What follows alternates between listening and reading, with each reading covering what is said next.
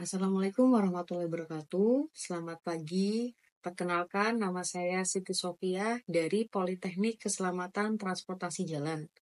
Pada kesempatan kali ini, saya akan menyampaikan video pembelajaran pernyataan diri dosen dalam unjuk kerja Tridharma Perguruan Tinggi. Adapun latar belakang pendidikan saya, S1 dan S2, yakni ilmu fisika. Saat ini saya aktif mengajar pada mata kuliah Fisika Teknik dan Mekanika Teknik pada program studi Diploma 3 Teknologi Otomotif. Pada video pembelajaran kali ini, saya akan menyampaikan mata kuliah Fisika Teknik. Adapun capaian pembelajaran yang akan ditunjukkan pada mata kuliah ini, yaitu mahasiswa mampu untuk menyampaikan dan memberikan definisi perumusan konsep-konsep dasar fisika, membuat dan menghitung pernyataan penyelesaian fisika secara tepat dan runtut, serta mengaplikasikan penerapan permasalahan tersebut bersesuaian dengan program studi kami. Setelah itu, mahasiswa diharapkan untuk mengetahui, mendefinisikan, mengaplikasikan usaha dan energi, baik untuk energi kinetik maupun potensial, serta hubungannya dengan gaya, usaha, dan energi. Metode pembelajaran kali ini menggunakan metode ceramah, demonstrasi, presentasi, tanya jawab.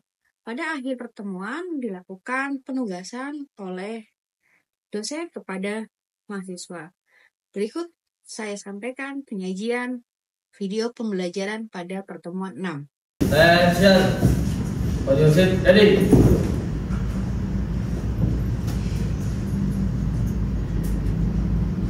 Yes. Ready for study. Yes, miss. Before we study, let's pray now. Finish.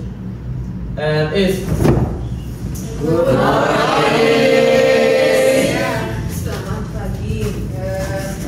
Jadi hari pertemuan hari ini pertemuan yang ke-6.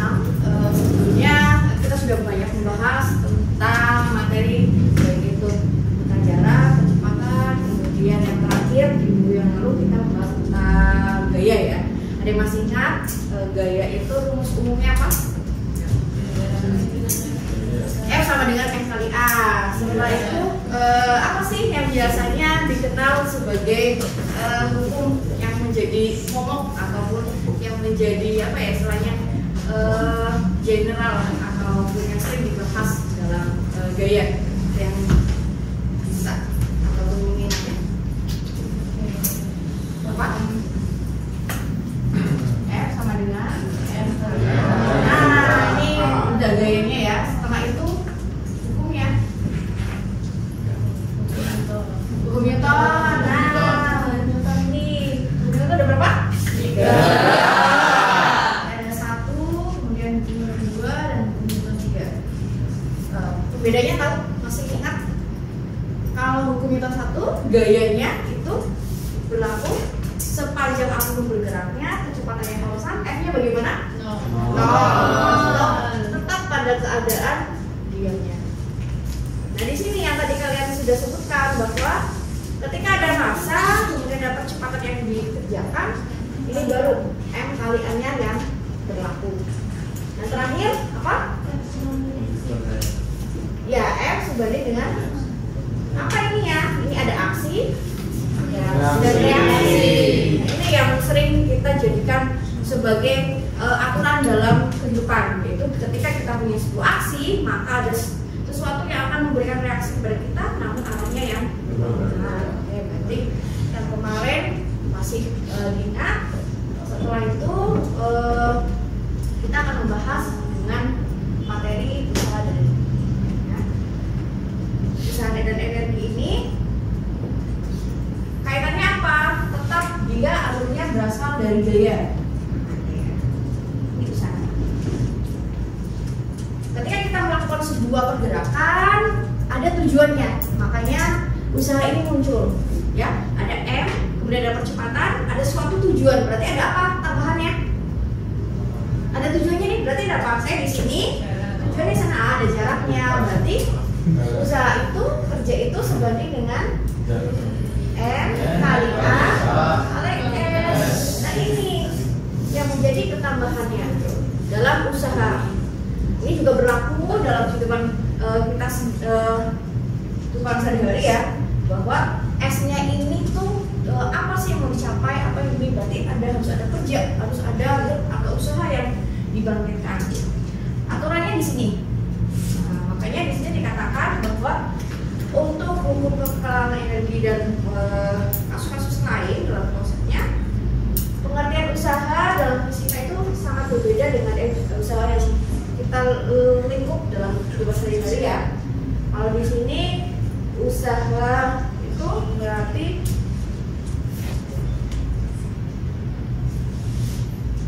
suatu kerja di mana ada sebuah massa, kemudian kecepatan dan lintas.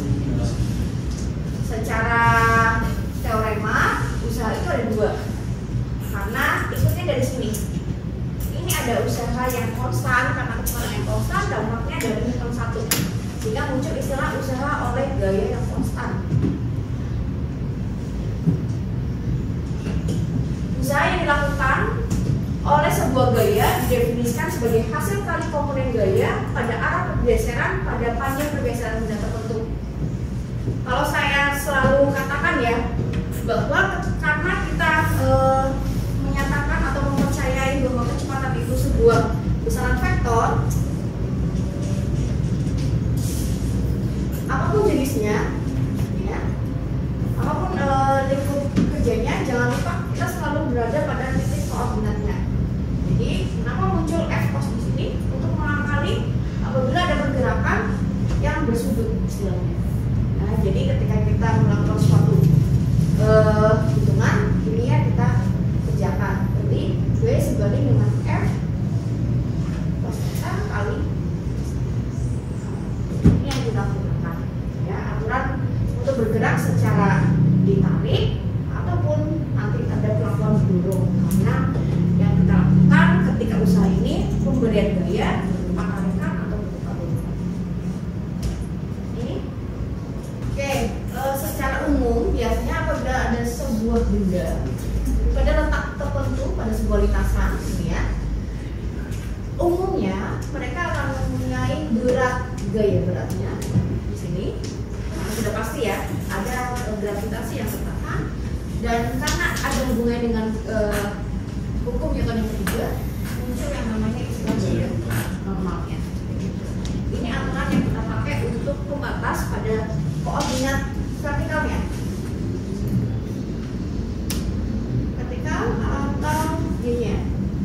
Dan pada keadaan ketika akan diberikan sebuah gaya perlakuan supaya dia melakukan usaha berpindah, ada gaya itu mau ditarik boleh, mau didorong dari sini boleh, nggak apa-apa, atau apapun perlakuan yang kalian lakukan, entah itu diberikan sudut. Kan kita selalu bingung ya ketika mereka dikasih pemberian sudut ya terhadap bendanya. Belum lagi kalau bentuknya tuh nggak translasi tapi muter nih, ada rotasinya, itu malah lebih pusing lagi. Kita fokusnya di translasi dulu, yang penting ini umumnya kita pahami.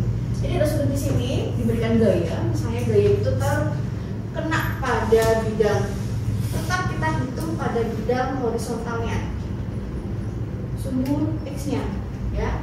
Walaupun ada sudutan yang terbentuk.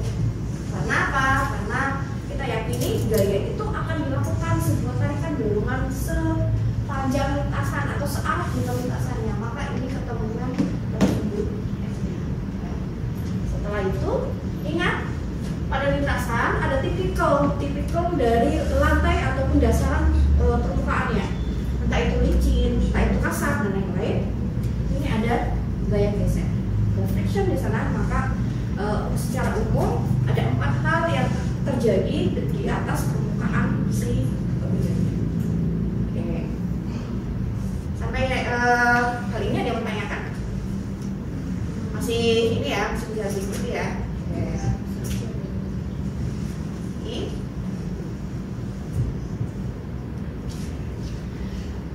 Usaha oleh gaya normal kita punya atau kita sepakati untuk dituliskan W sebanding dengan Fs cos theta, dan gaya gesek oleh usaha oleh gaya geseknya karena dia berlawanan, maka usaha gaya gesek sebanding dengan negatif dari gaya geseknya, di mana pos yang berlaku atau sebutan yang berlaku adalah 190.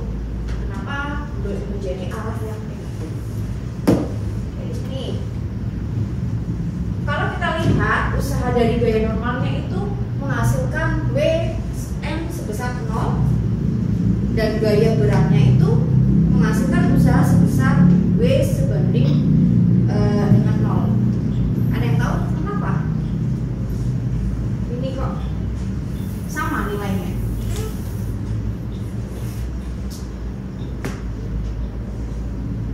Dilihat dari bendanya sudah siap bergerak, sedang bergerak, atau lagi bergerak, atau diam saja? Diam saja. Ketika diam saja, apakah terdapat perlakuan? Kemudian untuk suhu capitalnya, kita punyai usaha oleh gaya normal dengan WN yang sama dengan 0 dan usaha gaya beratnya atau MG-nya sebesar MWMG juga sama. Ini kenapa kok bisa menghasilkan nilai yang sama atau tidak menghasilkan angka? Ada yang tahu? Nah, ya, karena gaya normal sebanding dengan gaya beratnya. Gaya beratnya ini sebanding ya. Ini berarti kita pakai apa? Hukum yang 1, 2, atau 3? Yang 3 ya. Jadi karena berinteraksi pada satu garis yang sama, yaitu vertikal, dan ketambahan yang lain, mereka saling berlawanan arah, di mana WM kemudian WMG-nya dia berbeda arah. Dan kenapa sama-sama 0? Karena memang mereka menerapkan hukum Newton aksi dan reaksi.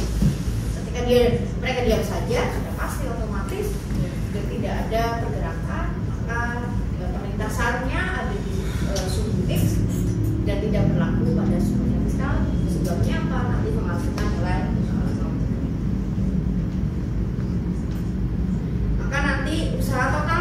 usaha totalnya karena pergerakannya hanya berlaku pada pergerakan suhu X saja, maka usaha total yang dimaksud W sebanding dengan Fs cos theta dikurangi gaya Gz. Jadi kalau ininya nggak ada, udah ini seperti rumus umumnya saja. Tapi kalau ini diperlakukan, ininya kalian juga diperhitungkan. Oke, ya sampai ini ada yang mau ditanyakan?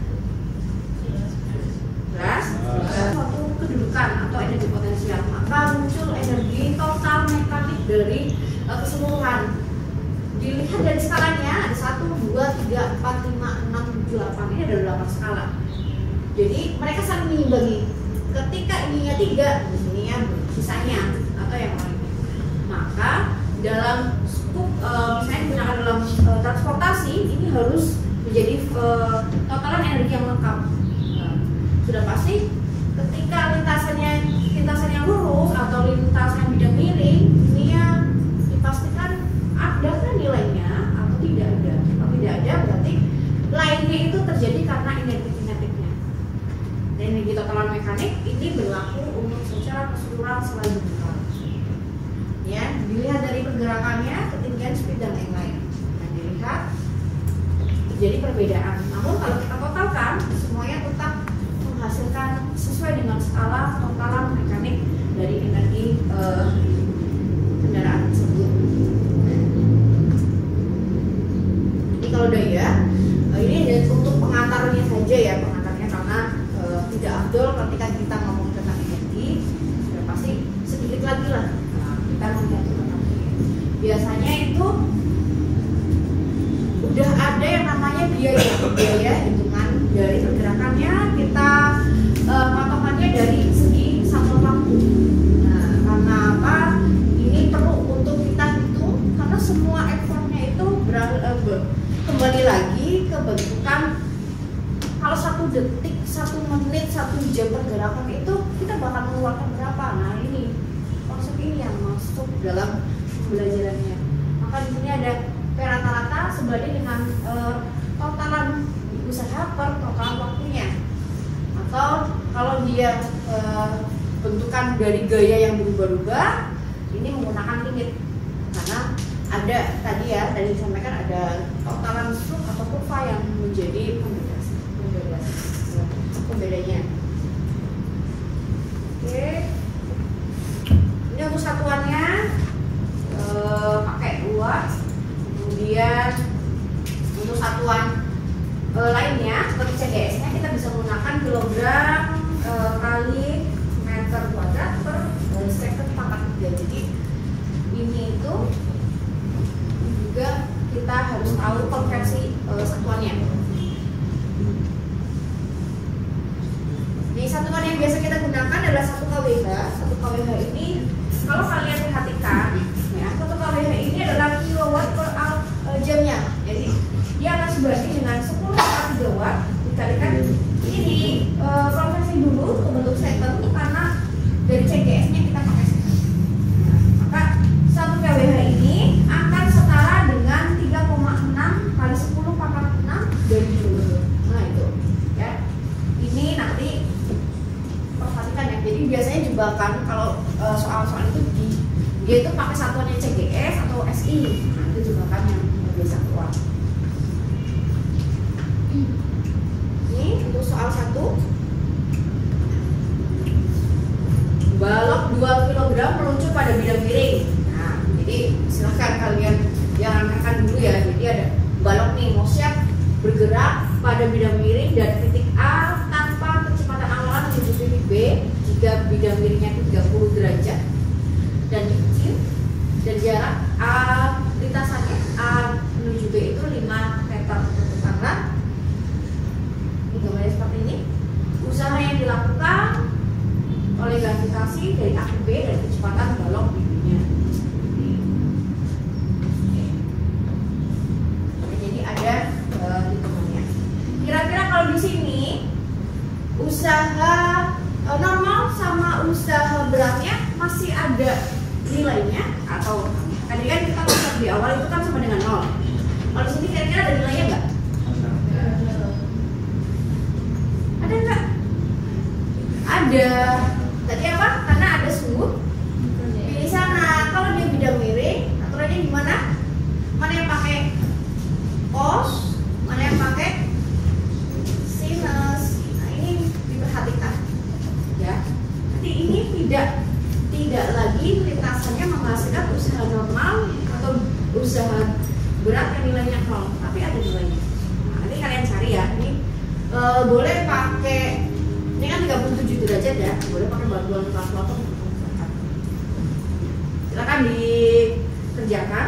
Kemudian kalau ada kesulitan boleh.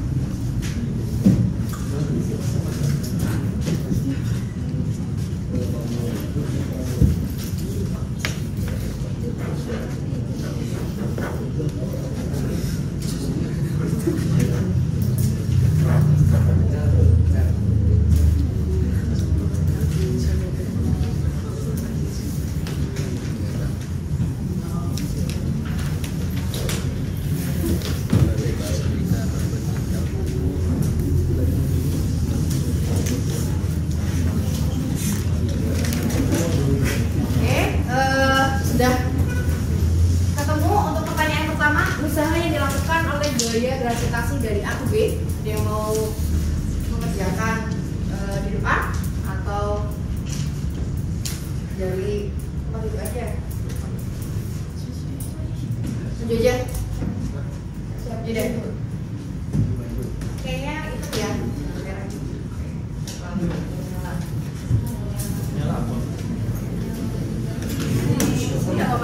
Harusnya dari mana ya?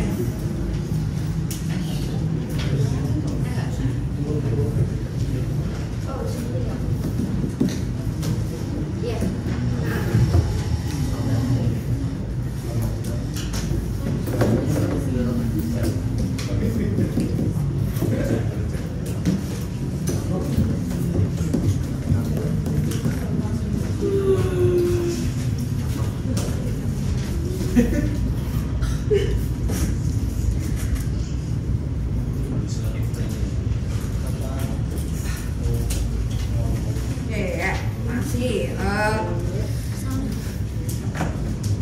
Oke, kita cross check bersama ya dari apa yang sudah dicatat oleh teman kalian.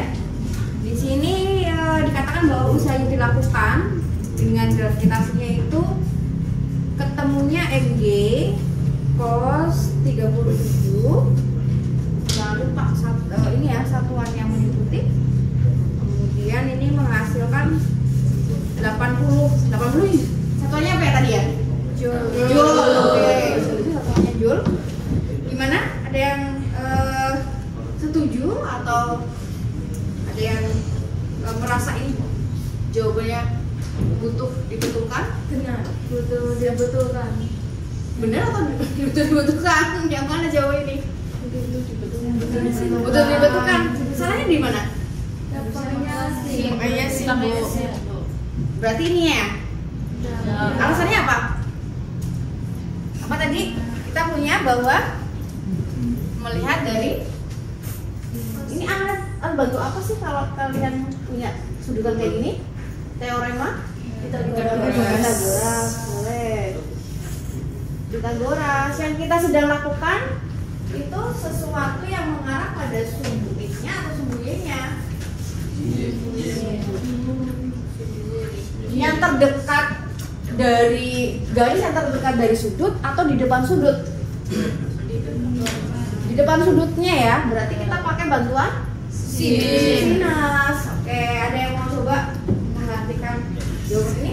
Di sini Bu. Ya, di sana.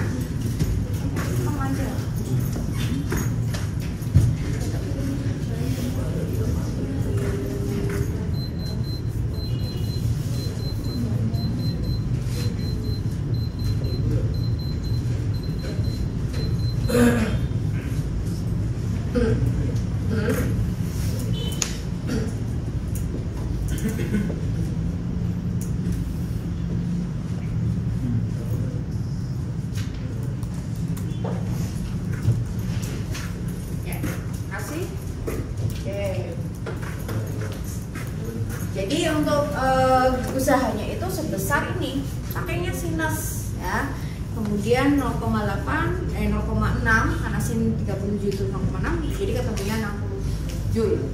Ya, jadi dari slide yang di depan itu kan kita mempercayai secara garis umum.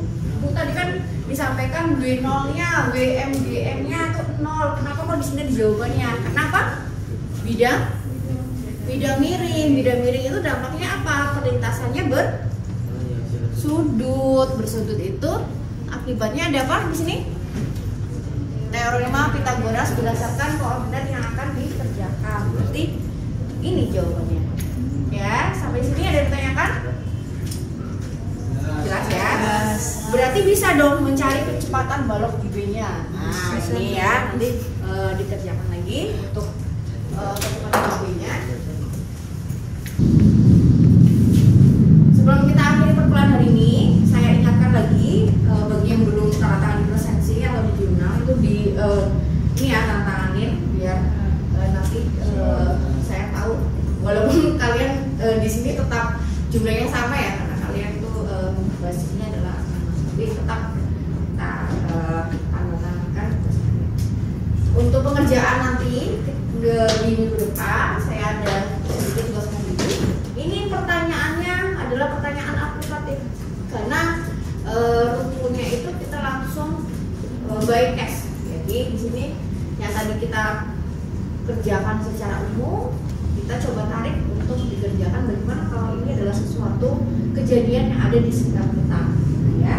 Nanti ini saya unggah di Google Drive. Jadi silakan dikerjakan pengerjaannya nanti diunggah kembali ke Google Drive yang saya nanti akan berikan. Oke, sampai di sini ada yang bertanyakan?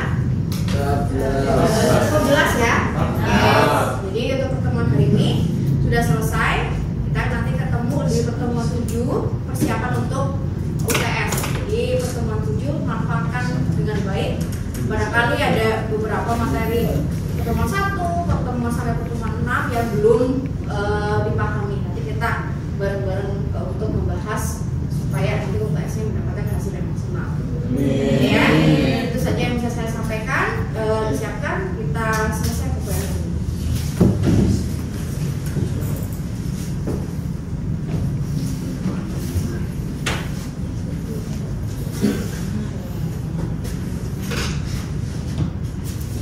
Stop activity. Attention. On your seat. Ready.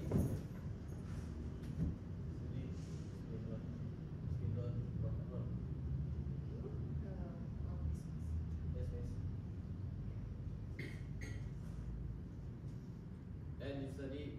Rest right now.